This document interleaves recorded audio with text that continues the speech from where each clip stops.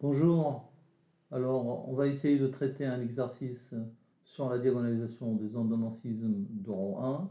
Donc soit E a un espace vectoriel de dimension infinie n, F un endomorphisme de rang 1 et B une base de E avec 1 c'est la matrice de F relativement à la base B. Première question, montrer qu'il existe une base de E dans laquelle la matrice de F est de la forme M avec les n-1 premières colonnes qui sont nulles et la dernière colonne A1, A2 jusqu'à N. Deuxième question, montrer que M est diagonalisable si et seulement si AN est différent de 0. Et dernière question, déduire que F est diagonalisable si et seulement si la trace de A est différente de 0. Voilà, alors je rappelle déjà que la définition du rang d'un endomorphisme, donc là, le rang de F est par définition égal à la dimension de l'image de F. D'accord? Alors ici, on va essayer de supposer que n est supérieur ou égal à 2 pour éviter de traiter des cas qui sont particuliers et inutiles. Alors là, le AN différent de 0, c'est bien le AN qui figure ici. Voilà, alors on passe à la correction.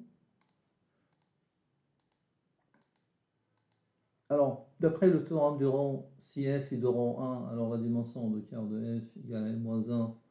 Donc là, je rappelle le théorème du rang, c'est la dimension de l'espace de départ qui est ici égale à E, égale à la dimension de quart de f, plus la dimension de l'image de f, ou bien le rang de f, c'est un peu la même chose.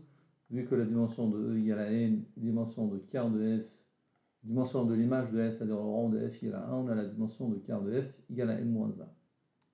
Alors le quart de f étant un seul espace vectoriel de E de dimension n-1, donc on peut considérer une base E1, E2, n-1 de quart de f.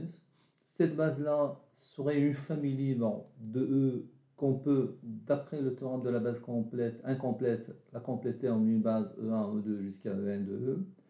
Et alors, nécessairement dans cette base, les n-1 premières colonnes de la matrice F, ils seront nuls.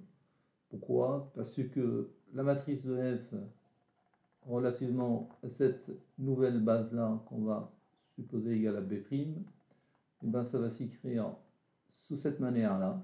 Donc là, vous aurez en colonne f de 1 jusqu'à f de 2 jusqu'à f de n, exprimé en fonction de 1 ou 2 jusqu'à en. Vu que 1 est dans le quart de f, donc là, vous aurez f de 1 qui est nul, f de 2 pareil, jusqu'à f de n-1 pareil. Par contre, f de n est un vecteur de E, et B' égale à 1 ou 2 jusqu'à n est une base de E, donc f de n, ça va s'écrire sous la forme A1 fois E1, A2 fois E2, jusqu'à n fois E fois En.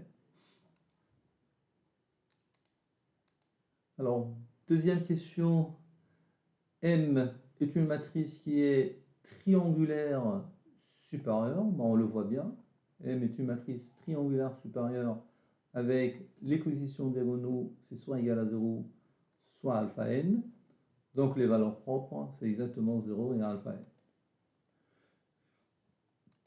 D'accord, alors deux cas se présentent. Si alpha n est différent de 0, alors m possède deux valeurs propres distinctes et certainement la dimension de alpha n de f égale à 1. Ben pourquoi? Parce que la dimension de quart de f, c'est égal à n-1. Donc déjà, il y a un seul espace propre qui épuise n-1, n-1, voilà, n-1 de la dimension. Ben, et vu que les seuls espaces propres ils sont en somme directe, donc là, E alpha n de f et le quart de f, ils sont en somme directe, la dimension de E alpha n de f ne peut dépasser 1, et donc il est égal à 1. Donc on a dans ce cas-là la dimension de E0 de f, c'est-à-dire de quart de f, ça c'est quart de f, E0 de f, et la dimension de alpha n de f, alors ça c'est n-1, et là c'est 1, et bien ça va donner exactement égal à n. Donc à ce moment-là, on se retrouve avec f qui est diagonalisable dans ce cas de figure. Je remonte un peu. Alors si AN égale à 0, alors f possède à ce moment-là une seule valeur propre avec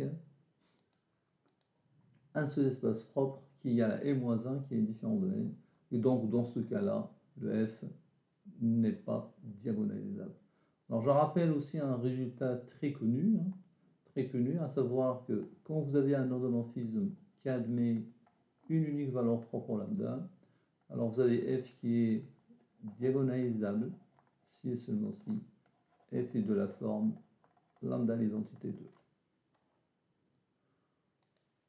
Donc voilà. Alors, troisième question, puisque la trace de M égale à n, nous venons de prouver que f est diagonalisable si et seulement si n est différent de 0. C'est-à-dire si et seulement si trace de M est différente de 0.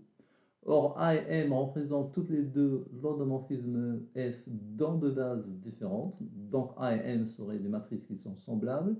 Et donc, ils ont la même trace. Et par suite, F est diagonalisable si et seulement si la trace de A est différente de 0.